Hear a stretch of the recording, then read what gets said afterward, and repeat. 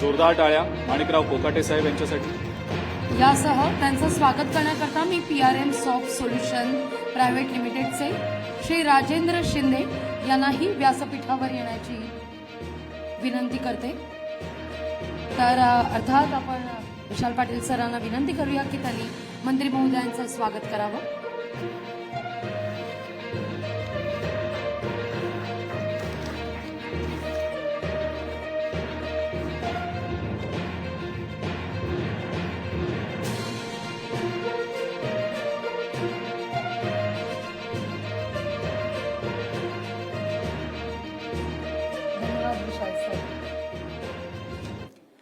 राज्यातले अनेक क्रीडापटू सध्या जगभरात उत्तम कामगिरी करतायत, महाराष्ट्राची मान अभिमानानं उंचावतायत। पण जगात वाढत चाललेली स्पर्धा, बदललेली परिस्थिती, बदलत चाललेली परिमाणं आणि आव्हानं या सगळ्या घडामोडी पाहता राज्य सरकार क्रीडापटूंचा सर्वांगीण विकास करण्याच्या दृष्टीनं कसं प्रयत्नशील आहे, काय धोरणं युवांकरता राबवली जात आहेत, क्रीडापटूंकरता राबवली जात आहेत, या सगळ्याविषयी संवाद साधणार आहोत आपण मंत्री महोदयांशी। आणि मुलाखतीकरता मी सूत्र सोपवते माझा सहकारी अजिंक्यकडे। धन्यवाद लागवी। नमस्कार।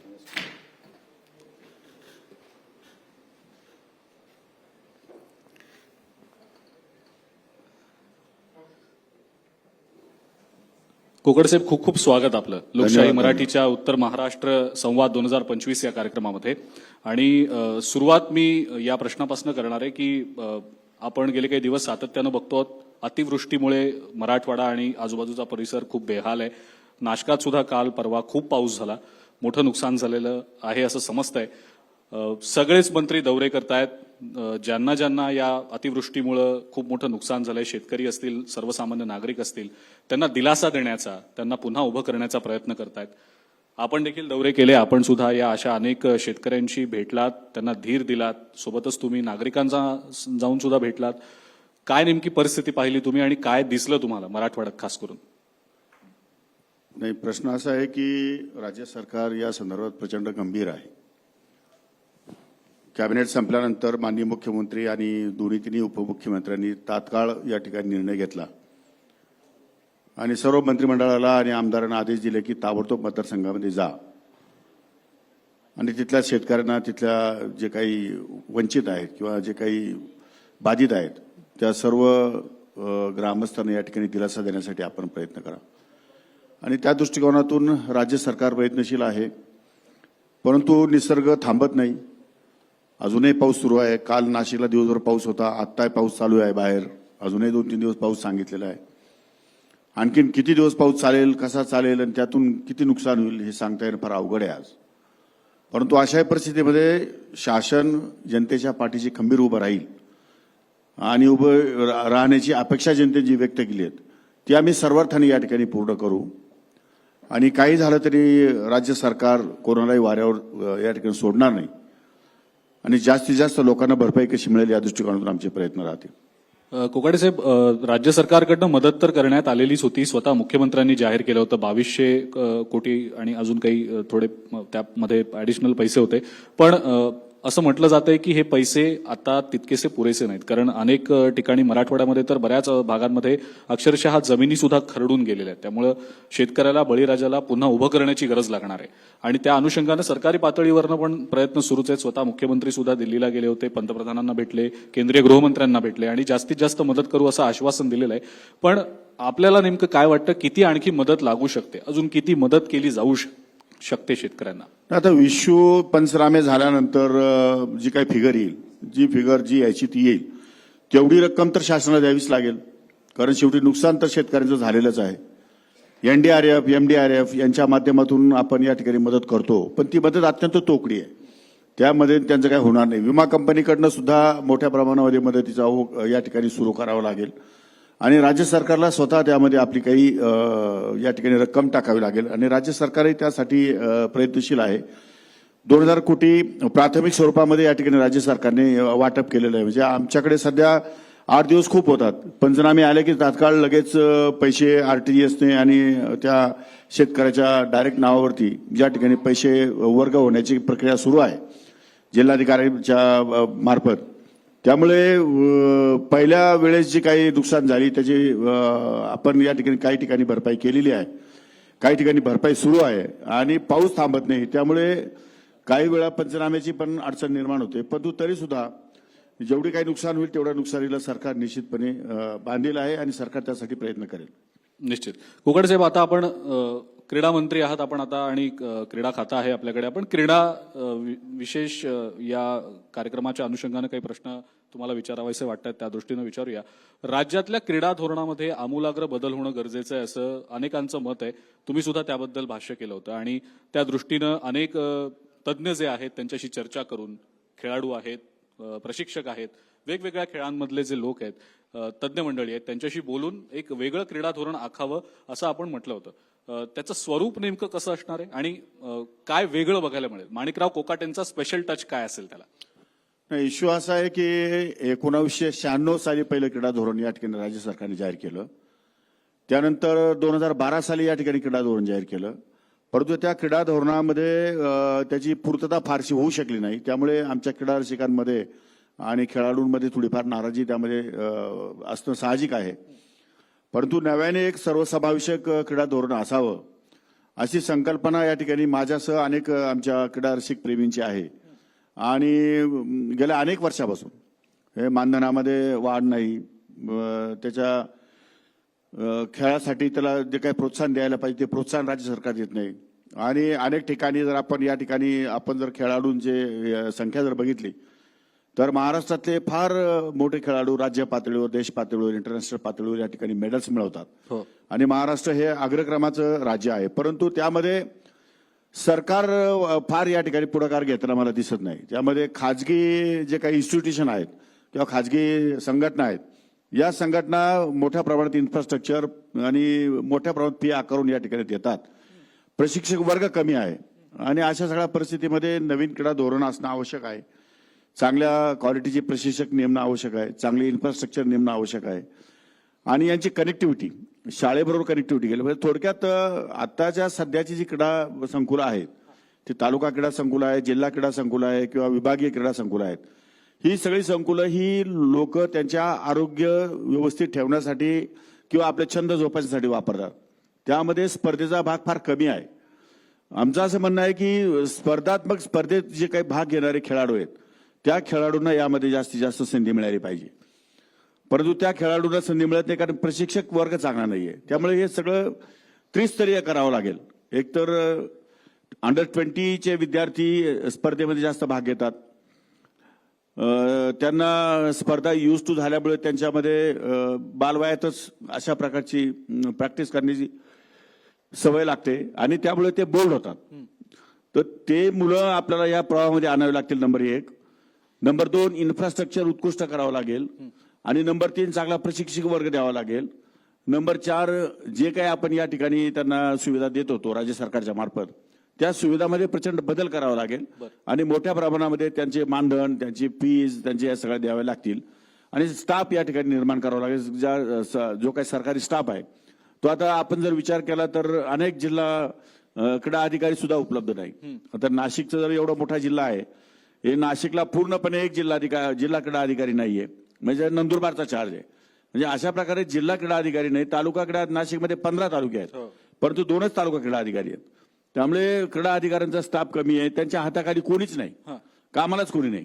मग त्यांनी काय करायचं, आलेले प्रस्ताव, ग्रामपंचायतीकडून आलेले प्रस्ताव घ्यायचे, शासनाला पाठवायचे, शासनाने मंजूर द्यायची, अशी प्रथा आणि परंपरा सध्या तरी सुरू आहे. कोकाटे साहेब, अधिकाऱ्यांची कमतरता असण्याचं काय कारण वाटतं? म्हणजे शासकीय पातळीवर उदासीनता हे कारण आहे का, की त्याबद्दलचा काय म्हणूया जागरूकताच नाहीये? नाही, आकृतीबंध त्या मंजूर झालेला नव्हता. आता आकृतीबंध मंजूर झालेला आहे. आता ते रिक्रुटमेंटसाठी आपण या ठिकाणी प्रयत्न करतोय.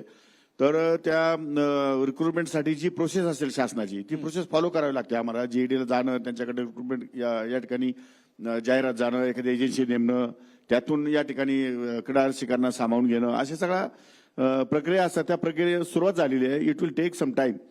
1 महिना 2 महिन्यामध्ये सर्वसाधारणपणे आकृतिबंधाप्रमाणे या ठिकाणी अपॉइंटमेंट होतील आणि त्या दृष्टिकोनातून आम्ही तालुका पातळीवरती क्रीडा अधिकाऱ्यांची नेमणूक करू. मग जे नवं क्रीडा धोरण येऊ घातलंय, जे तुम्ही म्हणालात की ज्या क्रीडा धोरणाविषयी सातत्यानं आता तुम्ही आणि तुमची सगळी जी अधिकाऱ्यांची टीम आहे ती चर्चा करता आहात तज्ज्ञांसोबत, अंदाजे किती कालावधी लागू शकतो या नव्या क्रीडा धोरणाला आणण्यासाठी किंवा त्याची अंमलबजावणी करण्याच्या अनुषंगानं? नाही, आता या क्रीडा धोरणाच्या अंतर्गत मी विभागीय बैठका सुरू केलेल्या आहेत. महाराष्ट्राचं युवा धोरण, महाराष्ट्राचं क्रीडा धोरण, महाराष्ट्राचं अल्पसंख्याक समाजासाठी ज्या पूर्वीच्या सुविधा देत होत्या त्यापैकी अधिकच्या काही सुविधा त्यांना अपेक्षित आहेत का, त्या संदर्भातली चर्चा विभागीय पातळीवर माझी सुरू आहे. आता नागपूर विभाग झाला, अमरावती विभाग झाला, सोमवारी उद्या मला वाटतं नाशिक विभाग आहे आणि पुढच्या महिन्याभरामध्ये मी काही स्टेटला पण व्हिजिट करणार आहे. उदाहरणार्थ हरियाणा आहे, ओरिसा आहे, त्यामध्ये इन्फ्रास्ट्रक्चर चांगलं आहे त्यांचं खेळाच्या संदर्भात, त्यांच्याशी चर्चा करणार आहे. जमलं तर दुबईला मी काही लोकांशी चर्चा करू, कारण तिथं स्पोर्ट्स युनिव्हर्सिटी आहे, स्पोर्ट्स सायन्स युनिव्हर्सिटी आहे. त्याचप्रमाणे दुबईला काही रेडीमेड अशा प्रकारचे स्ट्रक्चर करता येतील. इमिजिएटली विदिन 6 मंथ आपल्याला स्टेडियम उभे करता येतील. अशा प्रकारचं त्यांच्याकडे टेक्निक आहे. ते टेक्निक वापरून आपल्याला राज्यभरात काही करता येते का, हे सगळं तपासणीचं काम सुरू आहे आणि त्यातून फीडबॅक मिळतोय आणि तो फीडबॅक घेऊन आणि त्याचं धोरण आपल्याला तयार करण्याचं काम निश्चितपणे केलंय. पण एक गोष्ट निश्चित आहे की क्रीडा धोरण, युवा धोरण आणि या सर्व धोरणाच्या परिपाक म्हणजे की आत्ताच्या तरुण पिढीला जर खऱ्या अर्थानं मोबाईलपासून दूर ठेवायचं असेल, व्यसनापासून दूर ठेवायचं असेल तर त्यांना एंगेज करावं लागेल. बरोबर, दे शुड बी बिझी. ते आता सध्या एंगेज नाही, त्यांना वेळ मिळतो आणि मग रिकामे डोकं मग त्यानंतर वेगळ्या क्राईमच्या दिशेने जातात आणि नशेच्या दिशेने जातात आणि त्यातून समाजाचं नुकसान होतं. त्यामुळे या सर्व म्हणजे क्रीडा रसिकांना किंवा या सगळ्या तरुण वर्गाला जास्तीत जास्त या ठिकाणी प्रवाहामध्ये आणण्यासाठी बिझी कसं ठेवता येईल या दृष्टिकोनातून कार्यक्रम निर्माण करणं आवश्यक आहे आणि तो प्रयोग या ठिकाणी सुरू आहे. बरं, कोगड साहेब, आपण एक मागणी केली होती काही दिवसांपूर्वी, अशी बातमी आली की राष्ट्रीय आणि आंतरराष्ट्रीय पातळीवर मेडल्स मिळवणारे जे खेळाडू आहेत त्यांना राज्य सरकारच्या म्हणजे सेवेमध्ये 10% आरक्षण दिलं जावं असं आपण मागणी करत माझी तर होतो. मागणी आहे, मी माननीय 5% मुख्यमंत्री आरक्षण होतं आधी आणि आता ते वाढवलं जावं. माननीय मुख्यमंत्री महोदय, हे 5% जे आरक्षण आहे यामध्ये वेगवेगळ्या विभागासाठी पण त्यांनी 5% आरक्षण ठेवलं. बरोबर, माझं म्हणणं आहे की 10% आरक्षण तर द्यावं, परंतु ते आरक्षण दिलेले जे खेळाडूंनाच फक्त त्यामध्ये सहभागी करावं आणि त्यांनी क्रीडा विभागामध्येच काम करावं. इतर विभागामध्ये त्यांनी काम करण्यात काही अर्थ नाही, कारण मग इतर विभागामध्ये इतर भागातले जर कर्मचारी काम करणार असतील तर त्यांना क्रीडाचं कळणार नाही. त्यामुळे क्रीडा विभागामध्ये जास्तीत जास्त संख्येने या ठिकाणी मेडल्स मिळालेले लोक किंवा क्रीडा क्षेत्रात ज्ञान असलेले लोक, टेक्निक असणारे लोक ते जर या विभागामध्ये आले तर जास्त काम उभं राहील. त्यामुळे माझी मुख्यमंत्री महोदयांना मी पत्र पाठवलं, विनंती केली आहे की आपण याची टक्केवारी या ठिकाणी वाढवावी आणि वाढलेल्या टक्केवारीमध्ये सर्वांना क्रीडाचंच काम या ठिकाणी कंपल्सरी द्यावं, अशा प्रकारची मागणी केलेली आहे आणि ती आता मागणी मुख्यमंत्री महोदय निश्चित मागणी मान्य करतील असा माझा विश्वास आहे. ठीक.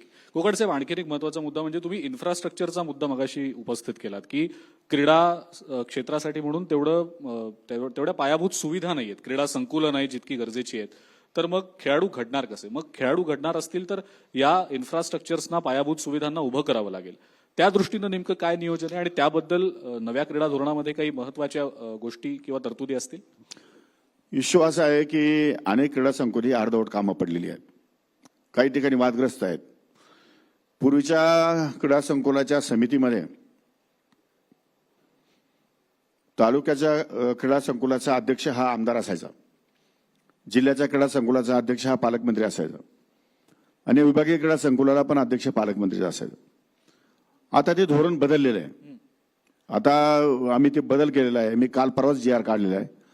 आता प्रांत अधिकारी आमचा समितीचा तालुक्याचा अध्यक्ष असेल, जिल्हाधिकारी हा जिल्ह्याचा अध्यक्ष असेल आणि महसूल आयुक्त हे विभागाचे अध्यक्ष असतील.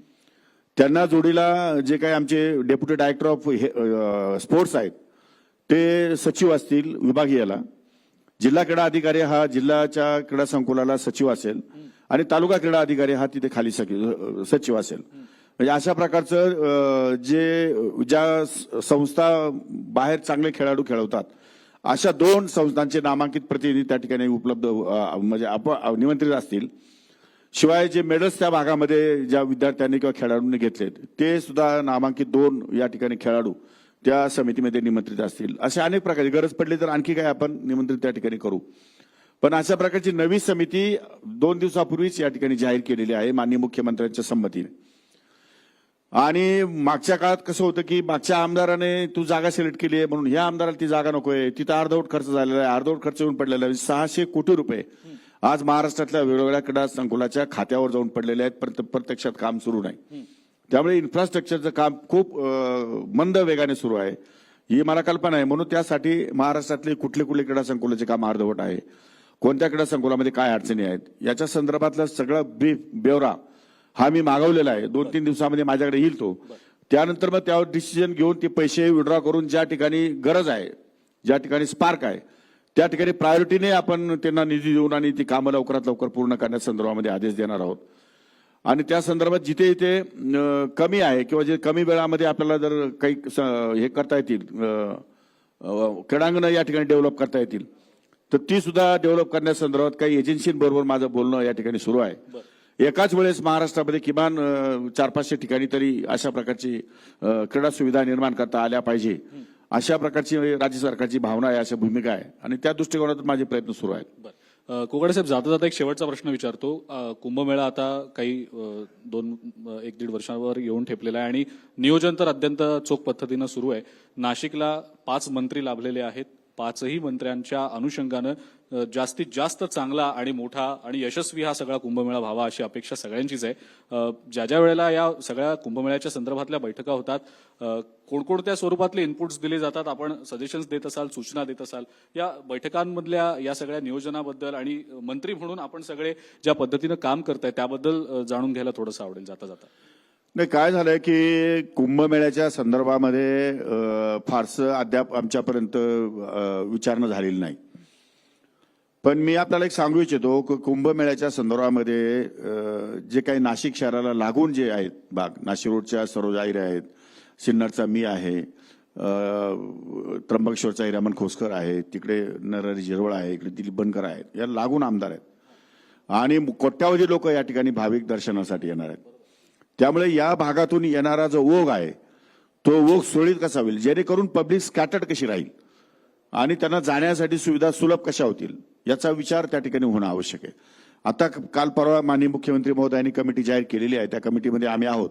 पण एकदा कमिटीची पहिली मीटिंग सुरू झाली की त्या संदर्भामध्ये मग आम्हाला सूचना करता येतील. पण माझं मत असं आहे की 1-2 वर्षामध्ये या सगळ्या सुविधा लगेच निर्माण होऊ शकत नाही, त्याला 5-7 वर्ष अगोदर तयारी करायला पाहिजे. उदाहरणार्थ असं एकच सांगायचं झालं तर नाशिक रोड ते नाशिक एक ओव्हरब्रिज होणं अत्यंत आवश्यक आहे. आता तो ओव्हरब्रिज कधी होईल, कशामुळे अडलेला आहे, त्या कारणात त्या खोलात मी फार अजून गेलो नाही. परंतु तो ओव्हरब्रिज जर झाला नाही तर फार मोठा प्रॉब्लेम होऊ शकतो. कारण आता नाशिक रोड ते नाशिक मला आठवतं मी जेव्हा युथ काँग्रेसमध्ये काम करत होतो तेव्हा मला 8 ते 10 मिनिटं लागायचे नाशिक रोडला जायला. आता मात्र 1 तासाच्या कमी, पाऊण तास कमीत कमी वेळ लागतो. रस्त्यात सिग्नल, ट्रॅफिक, रस्ते रुंद झाले पण तरी सुद्धा ट्रॅफिक खूप मोठ्या प्रमाणावर झाली. त्यामुळे ओव्हरब्रिज होणं आवश्यक आहे. उदाहरण तिकडून त्याच्यानंतर एक ओव्हरब्रिज आमचा नाशिक रोड पासून तर भगूरपर्यंत होणं आवश्यक आहे, जेणेकरून तिकडे भगूर, पांडुर्ली, इकडं तुमच्या इगतपुरी तालुका आणि तिकडून मुंबईवरून येणारे लोक सुद्धा सहज नाशिकमध्ये एंट्री करू शकतील. इकडं नगर आणि संभाजीनगर आणि या भागातून अगदी नागपूरवरून समृद्धीने येणारे लोक जे आहेत ते सुद्धा सिन्नर मार्गे या ठिकाणी लवकरात लवकर येतील. त्या दृष्टिकोनातून काही सूचना मी केलेल्या आहेत, परंतु अद्याप त्या सूचना प्रत्यक्षात आलेल्या नाही.